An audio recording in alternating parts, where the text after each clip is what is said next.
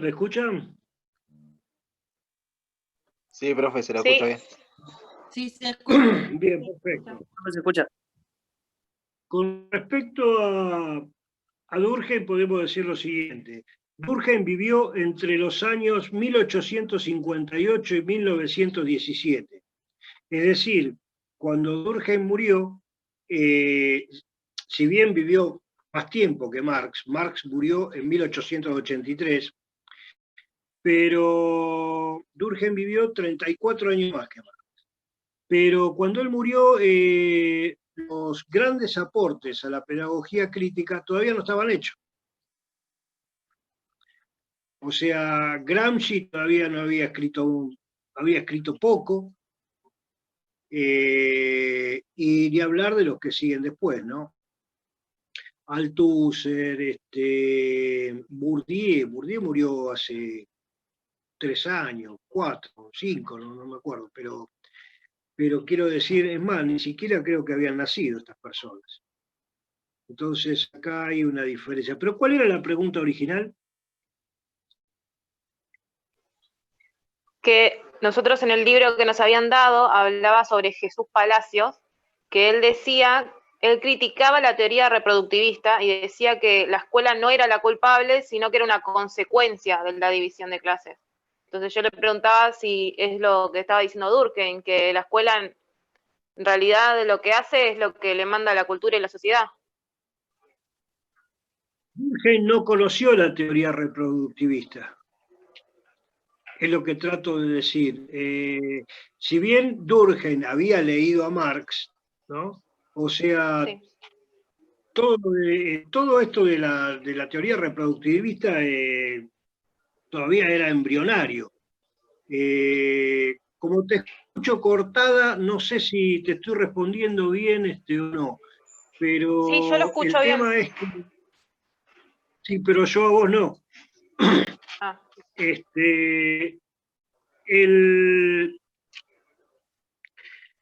Jesús Palacio es el autor que yo les di en la parte anterior, o sea, o sea, ¿ustedes lo vieron en otra materia, Jesús Palacio?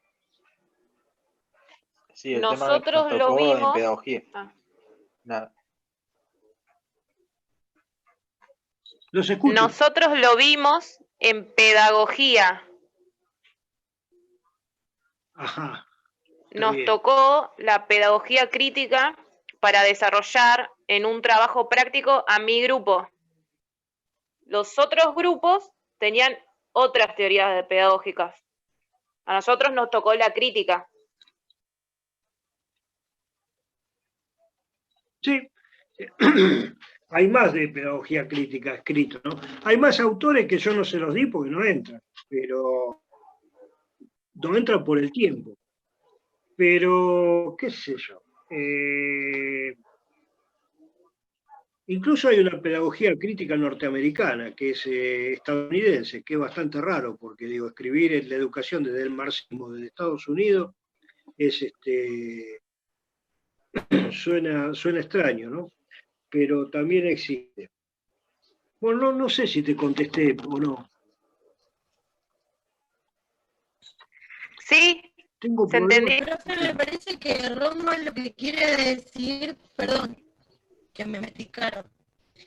Me parece que a lo que va Roma, no sé ahora si va a concordar conmigo, tiene que ver con que Marx dice, bueno, la educación, porque no es igual para todos, hace que se produzca una segmentación entre las clases sociales.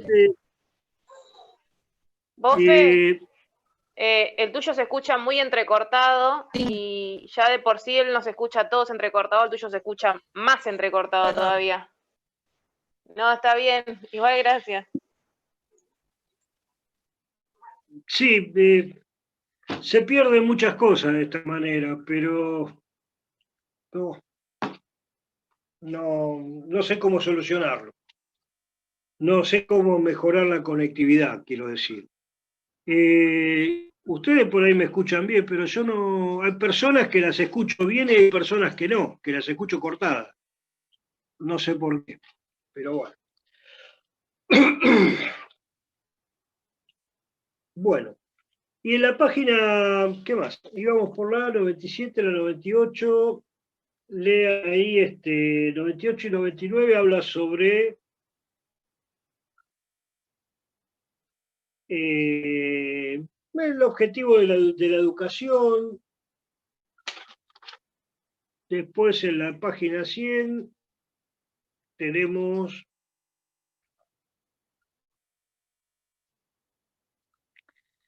acá hay algo interesante.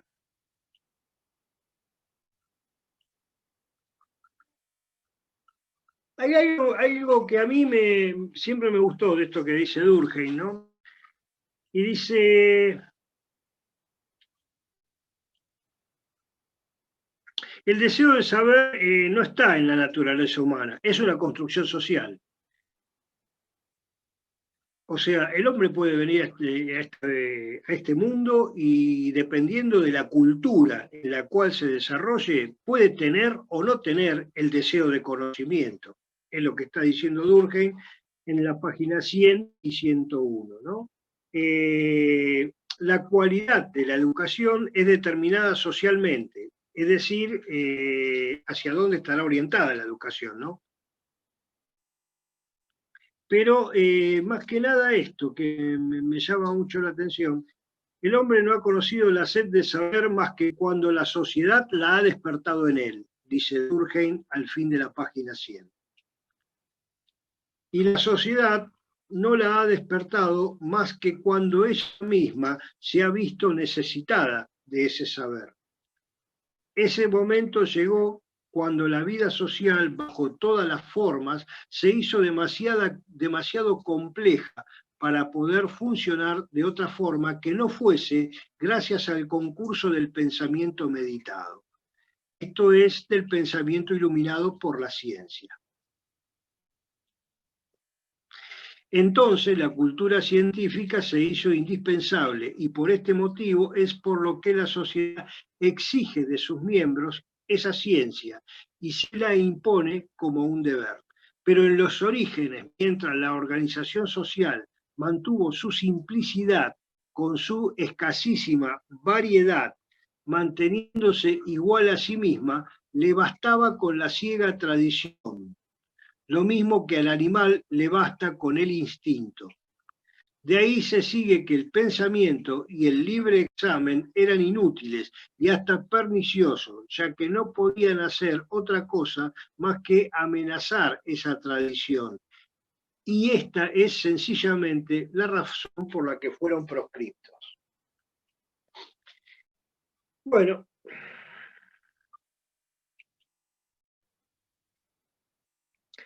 De este modo, incluso cualidades que parecían a primera vista tan espontáneamente deseables, no son buscadas por los individuos más que cuando la sociedad les dirige una invitación para ello y las buscan de la manera que ella prescribe, ¿no? O sea, ustedes quieren saber matemática, vienen acá al instituto y cursan las materias tal cual está ordenado y tal cual está presentado todo este programa de estudio.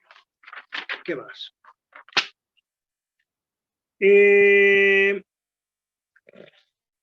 Ustedes vieron que todas estas definiciones de Durkheim están en el marco de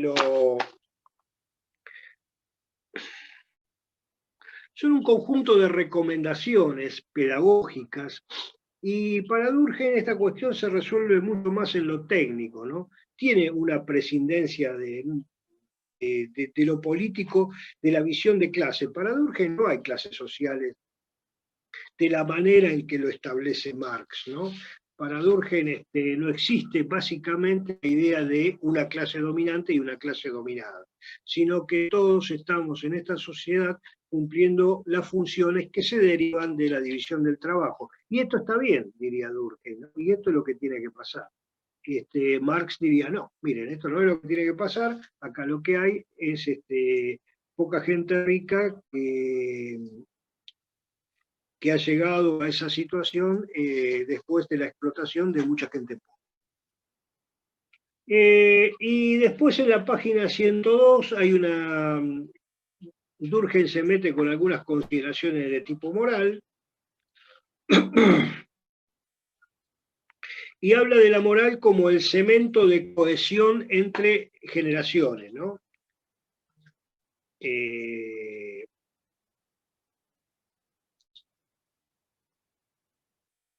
¿Cómo podemos decir? Ciencia y religión son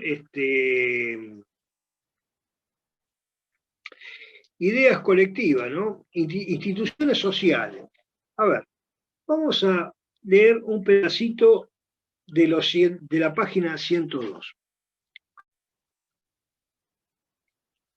Si hay en la actualidad un hecho históricamente establecido, es que la moral guarda estrechas relaciones con la naturaleza de la sociedad, ya que, como hemos indicado a través de nuestro estudio, la moral cambia cuando cambian las sociedades. ¿Qué es la moral? La moral es la que nos dice qué cosa está bien y qué cosa está mal, qué cosas son socialmente aceptables y qué cosas no. Así, de esta manera lo está usando Durkheim acá, ¿no?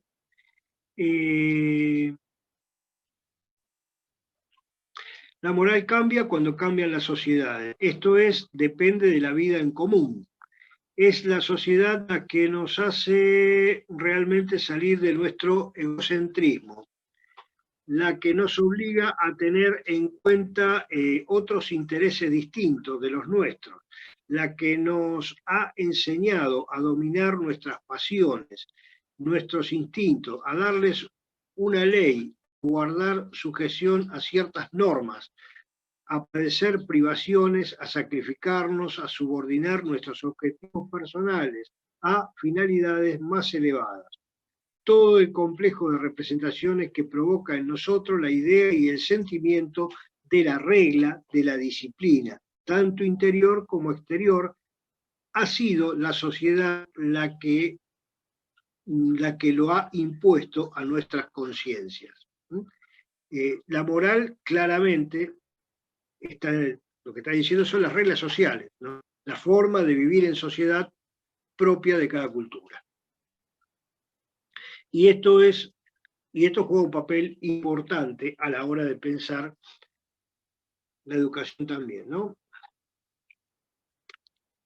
¿Qué más tendríamos que leer de acá?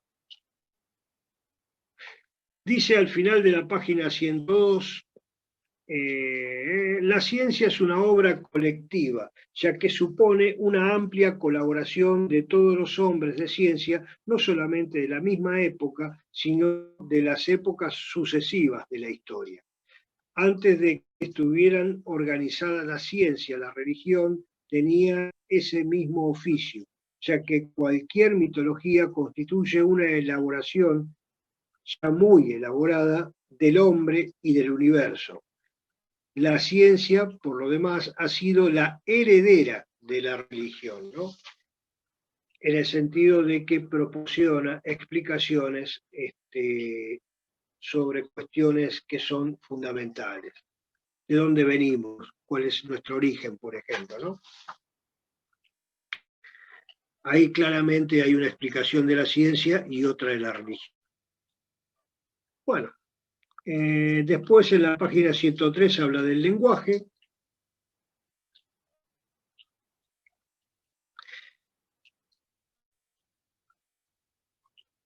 El lenguaje, el hombre como, digo, claramente es un producto social, ¿no? Y el saber del hombre es acumulativo. Esas son las cosas fundamentales que dice en esa página. El lenguaje lo que nos permite elevarnos por encima de la pura sensación.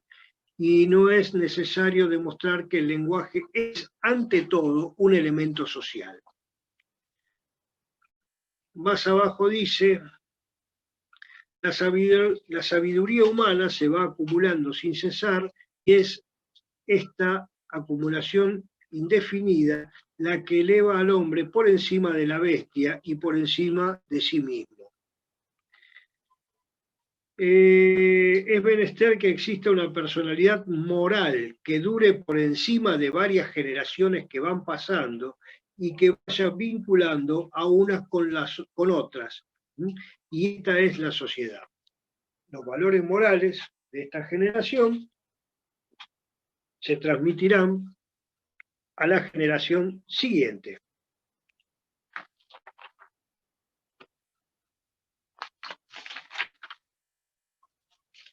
Y es así como debe ser, diría Durkheim, porque no se puede, no puede ser de manera diferente. ¿Qué más? Y finalmente termina este subtítulo diciendo que la función de la educación debe ser socializar. Y esto está al fin de la página 103 y el principio de la 104, donde dice, más aún, lejos de estar en oposición entre sí, sin poder desarrollarse más que en sentido contrario, estos dos términos implican uno al otro. El individuo al querer, la sociedad se quiere a sí mismo. Repito, el individuo al querer, la sociedad se quiere a sí mismo. La acción que la sociedad ejerce sobre él, sobre todo por medio de la educación, no tiene ni mucho menos la finalidad de oprimirlo, de disminuirlo, de desnaturalizarlo. Al contrario, lo que quiere es engrandecerlo y hacer de él un ser verdaderamente humano. No cabe duda de que él no puede engrandecerse de ese modo más que haciendo un gran esfuerzo. Pero es precisamente esa posibilidad de realizar voluntariamente un esfuerzo lo que constituye una de las características más esenciales de la persona humana. Marx no estaría de acuerdo para nada con esto. Digo Marx porque es un par de Durkheim en cuanto a que eran sociólogos, ¿no? Fundadores de la sociología. Pero la pedagogía crítica en general no estaría de acuerdo con esto, ¿no? Y leo de vuelta, la acción que la sociedad ejerce sobre él, sobre todo por medio de la educación, no tiene, repito, no tiene ni mucho menos la finalidad de oprimirlo, de disminuirlo, de desnaturalizarlo. Al contrario, lo que quiere es engrandecer. Bueno, toda la pedagogía crítica te diría no, es exactamente al revés. La educación es una educación pensada por la burguesía con el propósito de explotar a este sujeto. Bien, pasemos al cuarto subtítulo, la función del Estado en materia de educación. Cuando hagan el resumen de esto, respeten los subtítulos, porque va a ser todo más fácil, ¿no?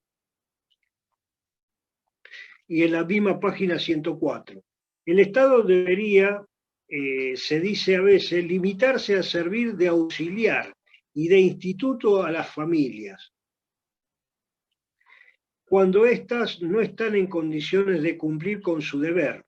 Es natural que el Estado se encargue de ello. También es natural que procure hacerles esta tarea lo más fácil posible, poniendo a su disposición el suficiente número de escuelas. Ahora, de escuelas a donde puedan, si quieren, enviar a sus hijos. Pero debe mantenerse estrictamente dentro de los límites, prohibiéndose a sí mismo cualquier clase de acción positiva destinada a imponer una orientación determinada al espíritu de la juventud. De acá sale la famosa frase, en la escuela no se hace política, ¿no?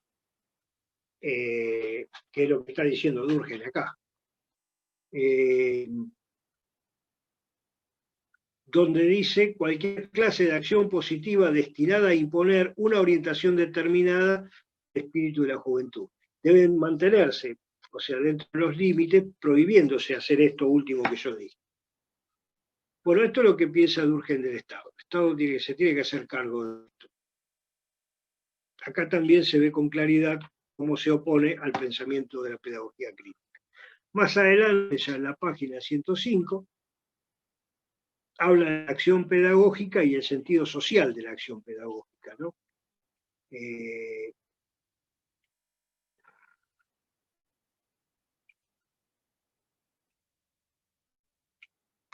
Y se refiere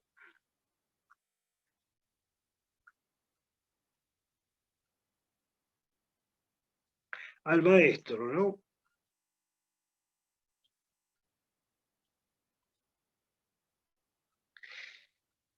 Dice, el maestro, ¿cuáles son las ideas, los sentimientos que tiene que procurar inculcar en el niño para ponerlo en armonía con el ambiente en el que está llamado a vivir? Si dejase de estar presente y vigilante para obligar a la acción pedagógica a mantener su sentido social, ésta se pondría necesariamente al servicio de ideologías particulares y la gran alma de la patria se disgregaría y se reduciría a una muchedumbre incoherente de pequeñas almas fragmentarias en conflictos unas con otras. Durkheim es el rey del consenso. Para él todas las cosas tienen que encajar, todas las cosas,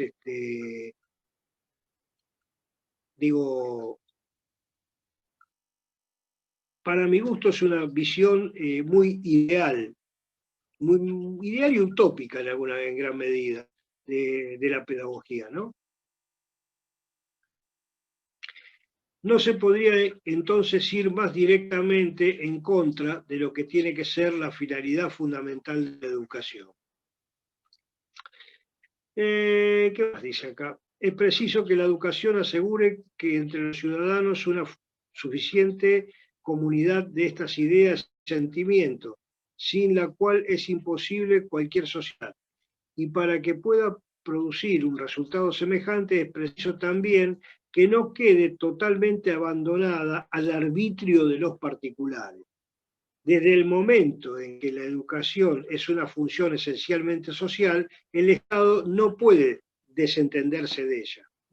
Al contrario, todo lo que guarde alguna relación con ella tiene que quedar sometido de algún modo a una acción superior.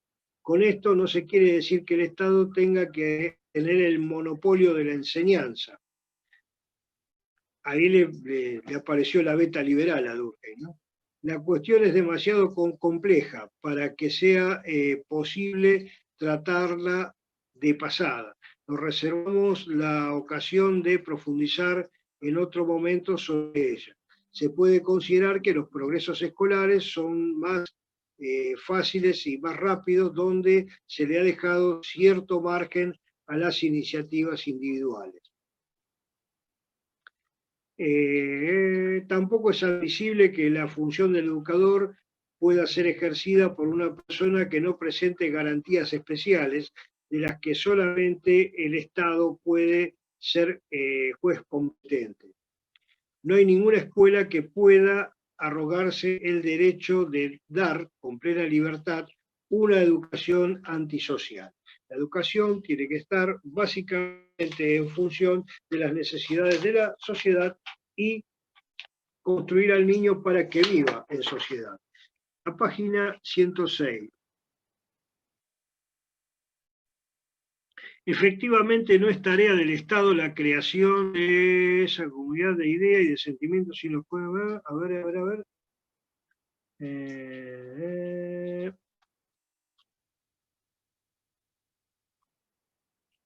Vamos a hacer así.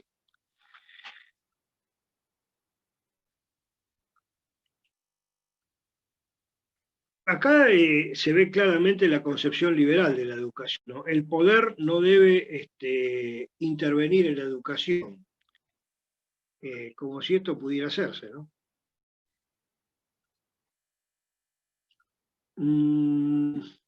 Nos encontramos divididos por concepciones divergentes e incluso a veces contradictorias. Existe en esta divergencia un hecho que es imposible negar y del que es preciso tomar cuenta. No sería admisible que se reconociese a la mayoría el derecho de imponer sus propias ideas a los hijos de la minoría.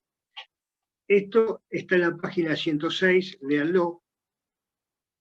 No sería admisible que se reconociese a la mayoría el derecho de imponer sus propias ideas a los hijos de la minoría. La escuela no puede ser cosa de un partido y el maestro faltaría a sus deberes si se pusiera a hacer uso de la autoridad de que dispone para arrastrar a sus alumnos al surco de sus simpatías partidistas personales, por muy justificadas que a él le parezca que son. En la escuela lo que no se hace es partidismo político. Eso es lo que está diciendo Durkheim. Pero tampoco es posible prescindir del pensamiento político, porque el ser humano no se puede dividir. Digo, uno es profesor y aparte de ser profesor también tiene otras funciones en la vida, no sé, es hincha de un club de fútbol, es partidario de alguna ideología, o sea, no se puede dejar de ser lo que uno es para ejercer determinadas funciones. Ahí tendríamos que discutir si existe la objetividad, no existe la objetividad, si la neutralidad es posible. Para Durkheim claramente lo es. Pero a pesar de toda la disidencia, se goza ya actualmente sobre el fundamento de nuestra civilización de cierto número de principios que implícita o explícitamente son comunes a todos y que muy pocas personas se atreven a negar abierta y directamente. Respeto a la razón, a la ciencia, a las ideas y a los sentimientos que constituyen la base de la moral democrática. Es tarea del Estado poner de relieve estos principios esenciales. El Estado como garante de la educación democrática. Y en la página 106,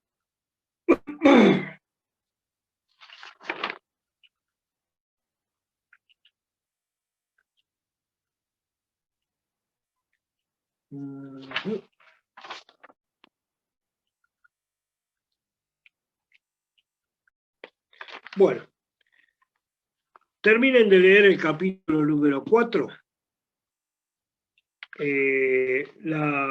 No sé cuánto estará faltando porque tengo problemas con este teléfono, no termino de entender dónde me dice los minutos que me quedan. Pero estoy leyendo lo que me escribieron acá.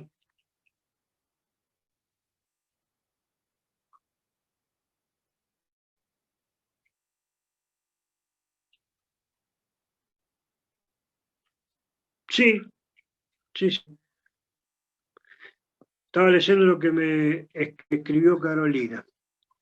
Bueno, acá este aparato me dice que quedan 10 minutos. Terminen de leer el capítulo número 4. En la próxima clase vamos a tratar de terminar con Durkheim. No va a haber más material, no va a haber más contenido. Esto es todo. Y bueno, nada. Nos estaríamos... La próxima clase es el día 20 de octubre. No me suena que sea feriado, nada. Bueno, es un día normal. Así que ahí vamos a avanzar y después vamos a dejar una clase para hablar del tema de los exámenes, a ver cómo va a ser todo esto, a ver qué características va a tener. Ustedes tienen que entregarme un trabajo de esta segunda parte de la pedagogía crítica y de Durkheim. Y eso lo tienen que hacer antes del 31 de octubre. ¿Está? Yo me voy a fijar que ustedes me hayan entregado 2 trabajos. El de la primera parte y este. El que me entregó los 2 trabajos, listo, los leo, y queda en condiciones de después de dar el examen final. En las últimas clases, la del 27 o la del 3 de noviembre, vamos a hablar un poquito de cómo va a ser el final y todo eso. Primero lo tengo que hablar con la directora. Bueno, ¿alguna pregunta?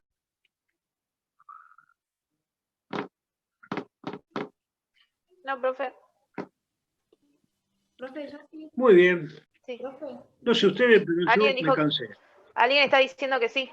Sí, no, ¿me escuchan? Primero que nada. Bajito se escucha. Sí, se te Sí, muy escucha bajo. bajito. Bueno, el que me escucha, no se le puede preguntar al profe si entonces solamente los mapas conceptuales o también resúmenes. ¿Quiere saber si tiene que Lo que entregar te va- solo los mapas conceptuales o también resúmenes? Mapa conceptual solamente. A ver, ¿por qué hablamos de un resumen y un mapa conceptual? Porque es mucho más fácil hacer un mapa conceptual desde un resumen que desde los textos. Pueden no pasar por el resumen y hacer un mapa conceptual, pero qué sé yo, por ahí se les escapan algunas cosas. Yo quiero mapa o red conceptual. Entonces, repito, el que me entregó la primera parte, o me lo entrega ahora, todo está por verse. Entregan los mapas, los resúmenes, los mapas conceptuales de la primera parte y la segunda parte, listo. Ese quedará para dar al final. Y el resto de las condiciones de cómo van a ser los finales y todas esas cosas, déjenme hablar primero con Carolina, con la directora, y después se los comento. Está bien, entonces son 2 mapas conceptuales, uno de cada tramo, nada más. Sí, Buenísimo. exactamente. Ni más ni menos que eso. Sí, vamos a hacerlo sencillo. Después, por ahí, si nos queda algún tiempito, vamos a practicar alguna cosa. Pero como tengo que explicar estos 2 capítulos que quedan, eso lo voy a hacer la clase que viene, y la clase que viene después vamos a hablar de cómo va a ser la otra. Por favor, lean estas cosas. Lean todo esto de lo que hablamos hoy. Respeten la división en subtítulos que hace el autor, y de ahí extraigan lo más importante de cada subtítulo, que es esto que yo dije hoy. Ni más ni menos que eso. ¿Alguna otra pregunta?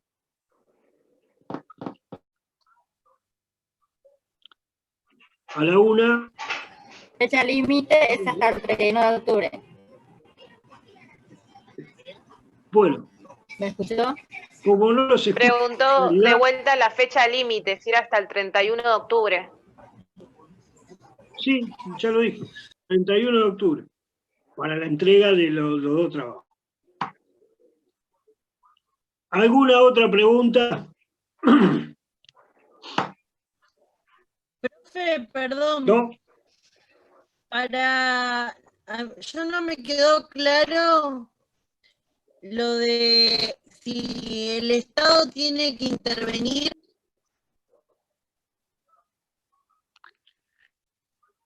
Hasta Estado escuché. Si el Estado tiene que intervenir, preguntó. Sí, sí, sí, sí. Tiene que intervenir, tiene que ser. Lo dice ahí. Lo dice claramente. Es más, esperá, ahora te digo exactamente dónde lo dice.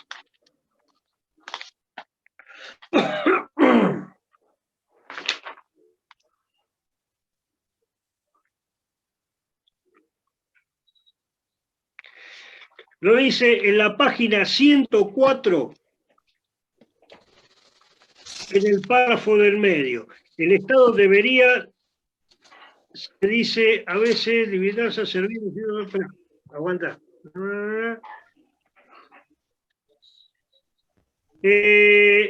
Su deber es natural Ahí que el dice Estado que se encargue tiene de. que hacer cargo. También es natural que procure hacerle la tarea más fácil posible, poniendo a disposición el suficiente número de escuelas a donde.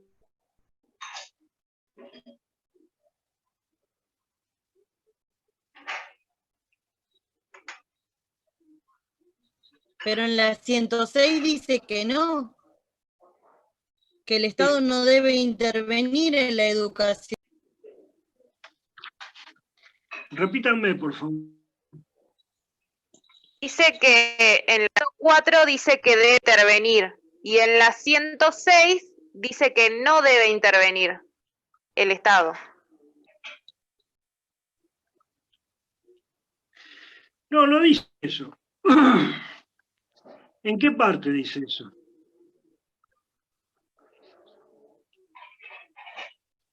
Porque, a ver, leamos la 106. Perdón. En la primera Tarea del parte Estado. que dice, no es tarea del Estado, claro. No es tarea del Estado Y la donde creación de dice, esa comunidad. No, pero, no, un momentito. Esto para entenderlo hay que leerlo de antes.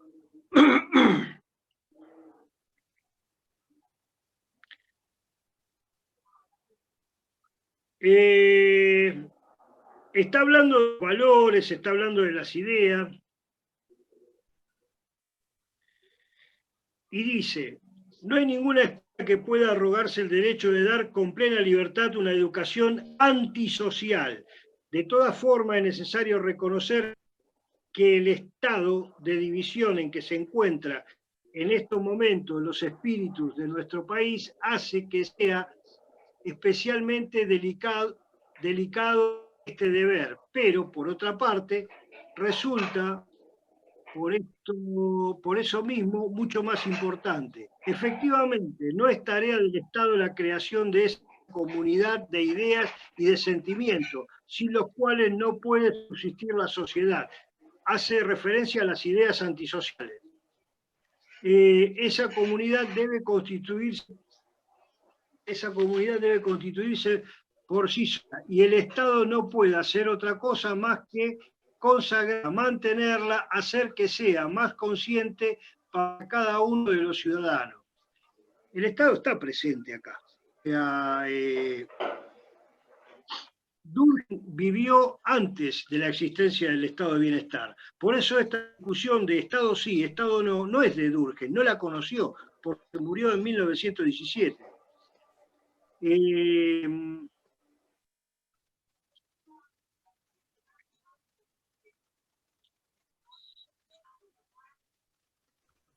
Pero claramente hay una responsabilidad del Estado en materia de educación. Y eso es lo que dice en la otra página que leí anteriormente, que no recuerdo cuál era. El anterior. La 104. 104, está bien. Bien. ¿Cuánto tiempo me queda?